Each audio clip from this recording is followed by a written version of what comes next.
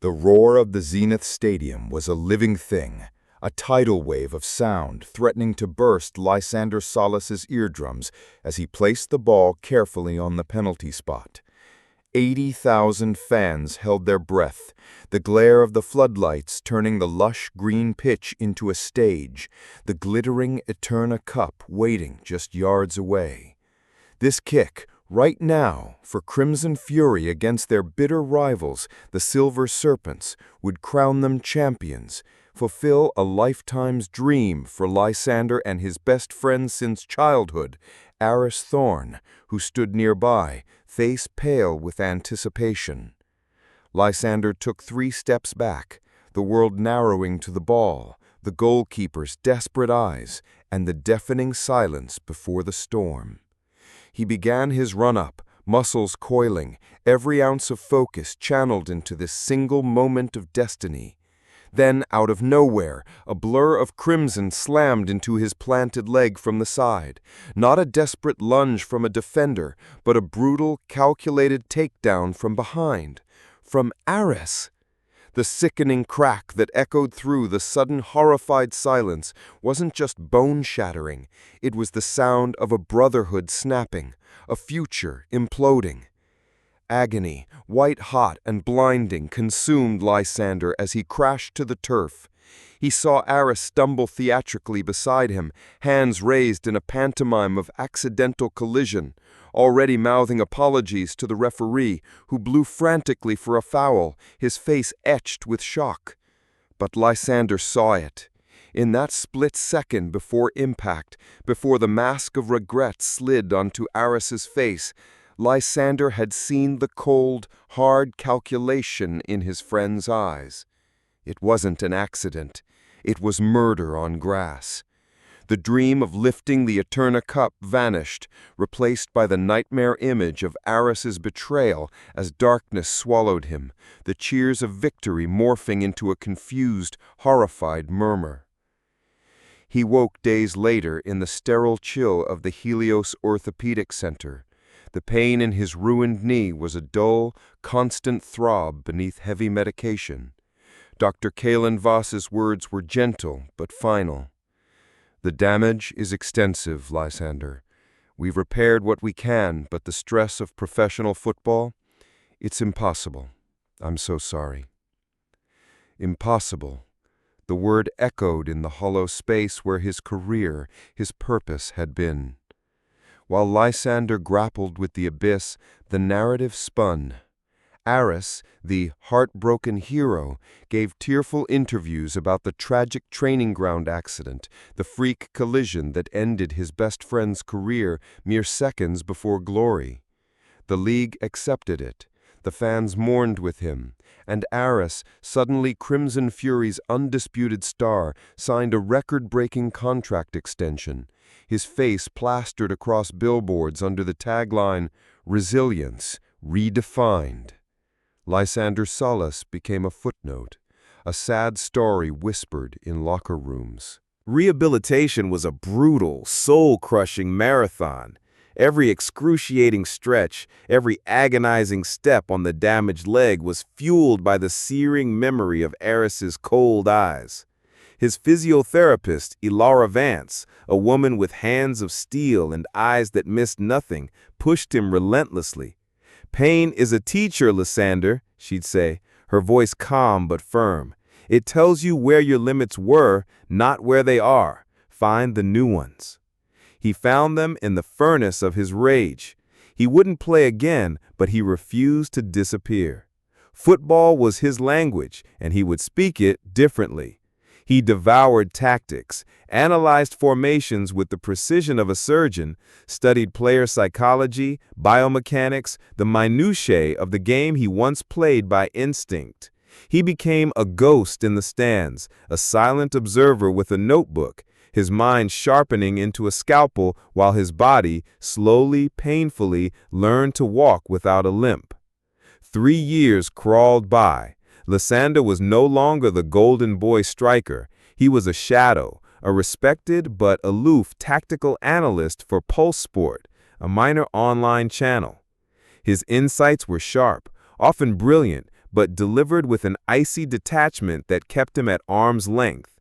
He watched Aris Thorne ascend to godlike status, league top scorer, captain of Crimson Fury, national team talisman, his betrayal buried under an avalanche of goals and carefully curated public adoration. Lysander's revenge was a patient, silent predator, coiled deep within, waiting for the perfect moment to strike. The opportunity came from an unexpected quarter. The Lumina United Football Club, languishing near the bottom of the second tier, perpetually overshadowed by the mighty Crimson Fury in the same city, was desperate. Plagued by debt, poor discipline, and a demoralized squad, they were adrift. Their owner, the pragmatic and weary Morel Vance, Ilara's formidable aunt, had seen Lysander's analytical work. She saw beyond the icy exterior to the fierce tactical intellect. They need structure, Solus, she stated bluntly in her cluttered office. They need someone who understands what it means to fight when the world thinks you're finished. They need teeth.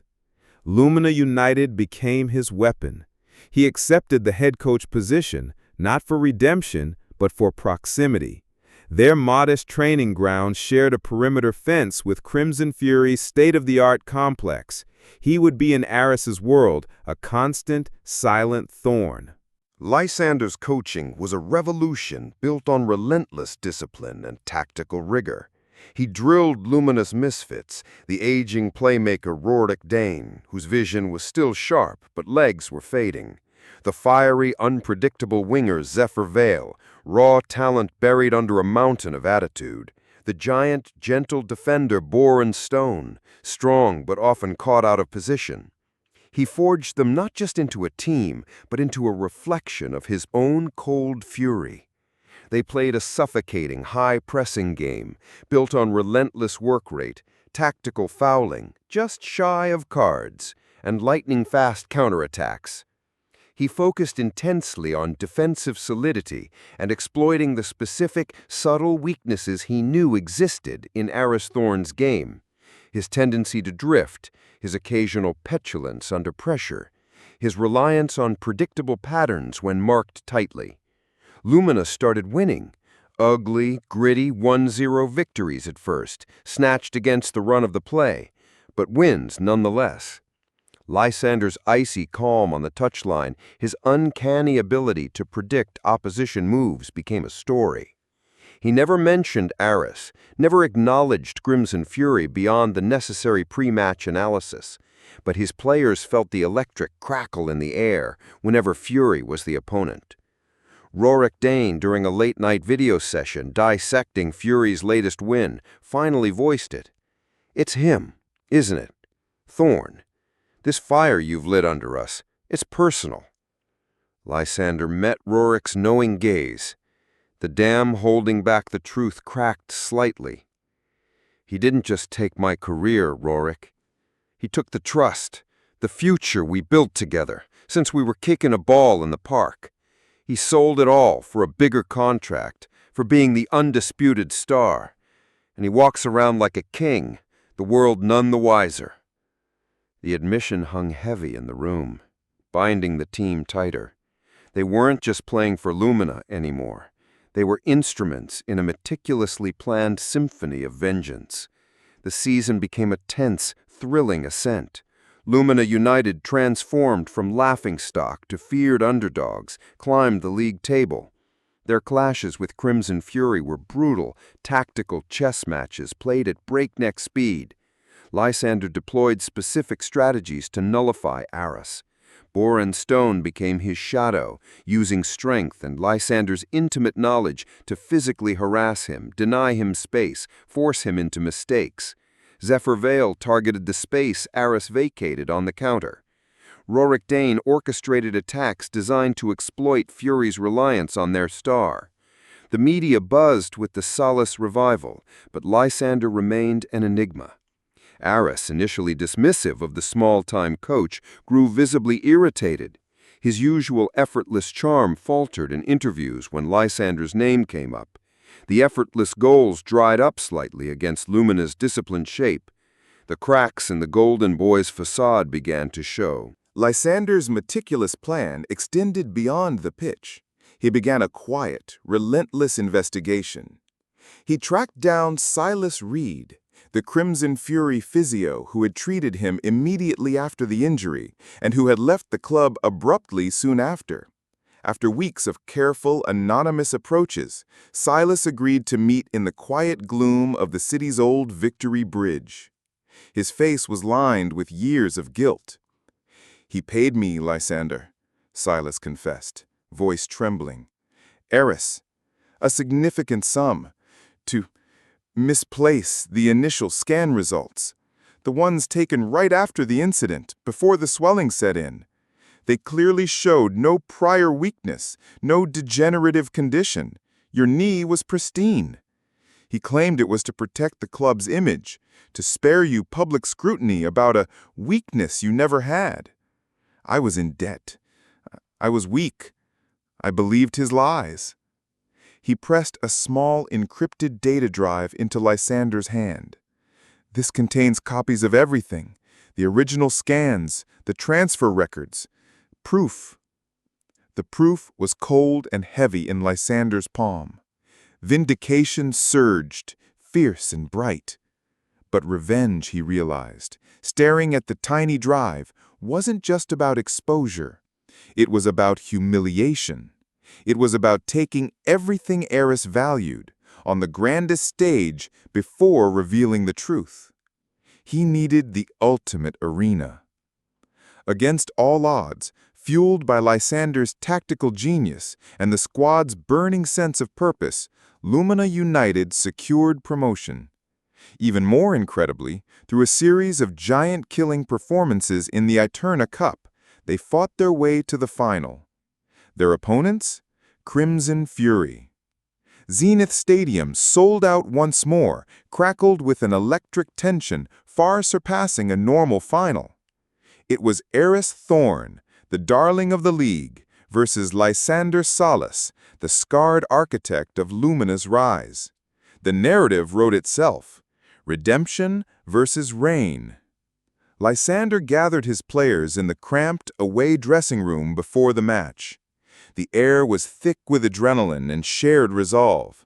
He looked at Rorik, Zephyr, Boren, and the others, warriors forged in his fire. He held up the data drive, its metallic surface catching the harsh fluorescent light. 3 years ago, he began, his voice low but cutting through the pre-game nerves like a blade. On that pitch, Eris Thorn didn't trip me. He chose to destroy my leg.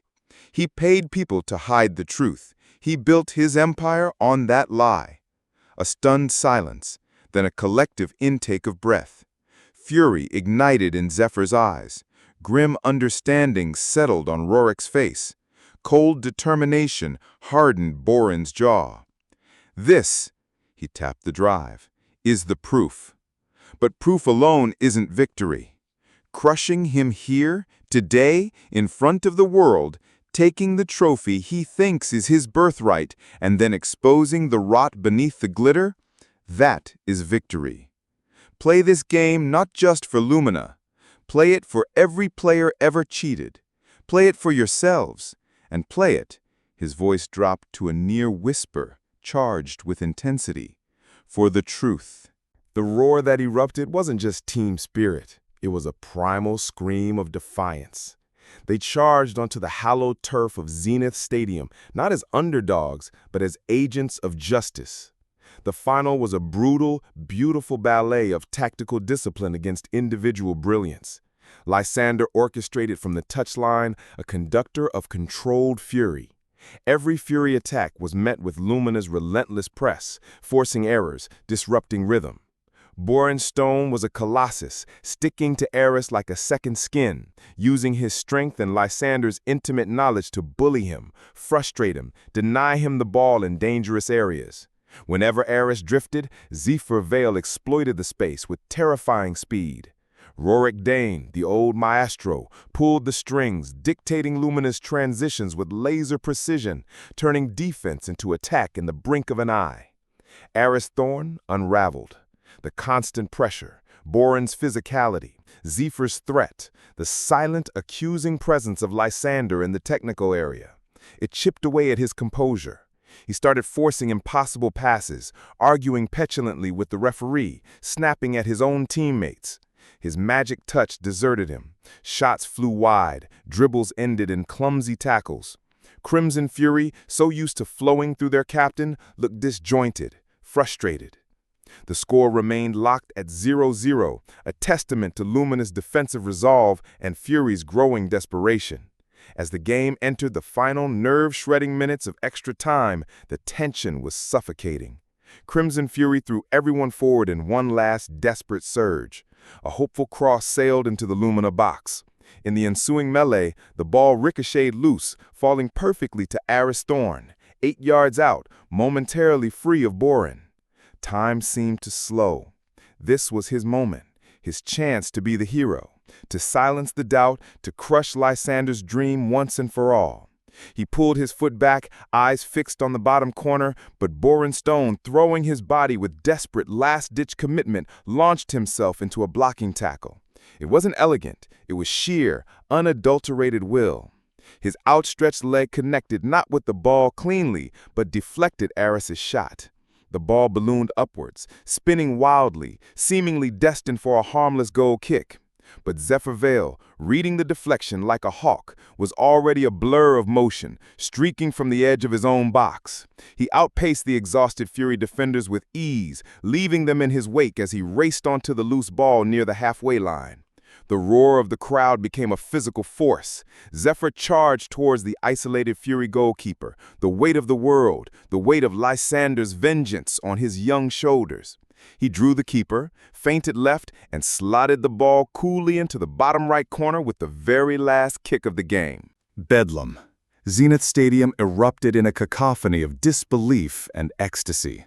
Lumina United, the second-tier underdogs, had done the impossible. They were Eterna Cup champions. Confetti rained down as Lumina players collapsed in tearful, disbelieving heaps, then scrambled to mob Zephyr. Amidst the delirious celebrations, the tears, the embraces, the sheer unadulterated joy of his players, Lysander Salas remained remarkably still on the touchline. His eyes weren't on the jubilant pile of blue and white, they were fixed across the pitch. He watched Aris Thorn sink to his knees in the center circle, head bowed, the picture of utter desolation, surrounded by his stunned, defeated teammates. The roar of the crowd was sweet, the victory sweeter still, but the taste was complex, layered with the ashes of his old life and the hard-won ground of his new one. He waited, letting the initial wave of celebration wash over the pitch. As the players began to untangle themselves, as the Lumina fans sang themselves hoarse and the cameras swarmed, Lysander walked purposefully towards the center circle. He didn't look at the celebrating players, he walked towards the fallen king. Aris looked up as Lysander's shadow fell over him. His eyes, red-rimmed and hollow, met Lysander's. There was no anger left, only a deep, crushing despair. Lysander didn't speak to him. Instead, he turned to the nearest pitch-side camera, its red light glaring. He raised a hand, and somehow the stadium noise seemed to hush slightly, sensing a moment beyond the game. This victory, Lysander's voice, amplified around the stadium, was calm, clear, and carried the weight of years. Belongs to Lumina United, to their courage, their belief, their refusal to accept the limits others set for them. He paused, the silence deepening. But tonight also belongs to the truth. He held up the small data drive, glinting under the floodlights. This contains irrefutable evidence, falsified medical records, financial transactions, proving that Aris paid a club physio to conceal the fact that my knee was perfectly healthy before his illegal assault. He lied to the league, to the fans, and stole not just a championship, but a player's future. A collective gasp, sharp and audible, swept the stands. Cameras zoomed in frantically on the drive, then on Aris's ashen face. He lied to the league, to the fans, and stole not just a championship, but a player's future. The silence was absolute, stunned. Aris didn't move, didn't protest. He simply stared at the turf, the truth, a physical blow. I built this team, Lysander continued, his voice gaining a harder edge, not just to win a trophy, but to prove that integrity, hard work, and the refusal to be broken will always prevail over lies and greed. Aris Thorn built his legacy on sand. Tonight, the tide came in. He looked down at the kneeling figure, not with triumph, but with cold finality. The evidence will be handed to the league authorities immediately. Justice, he said, the word echoing in the vast silence, will finally be served. He didn't wait for the eruption of questions, the pandemonium that exploded the moment he stopped speaking. He turned his back on Aris Thorn's shattered world, the flashing cameras, the roar of the crowd that now carried a different timbre, shock, outrage, vindication. He walked towards his players, who had fallen silent, watching him with awe and understanding. Rorik Dane stepped forward, clasped his shoulder, a fierce, proud smile on his face. Zephyr Vale, the hero, thrust the gleaming Eterna cup towards him. Boren Stone gave a single, slow, solemn nod. The revenge was complete. Aris's reputation lay in tatters, his career likely over, facing suspension and disgrace. The glory he'd stolen was reclaimed, publicly, decisively, on the grandest stage. As Lysander Salas finally lifted the heavy cup above his head, a wave of blue and white surging around him, the fiery core of vengeance that had sustained him for 3 long years finally flickered and went out. In its place was a profound exhaustion, yes, but also something unexpected. A quiet, solid peace, and the dawning realization that he hadn't just destroyed Aris's false legacy.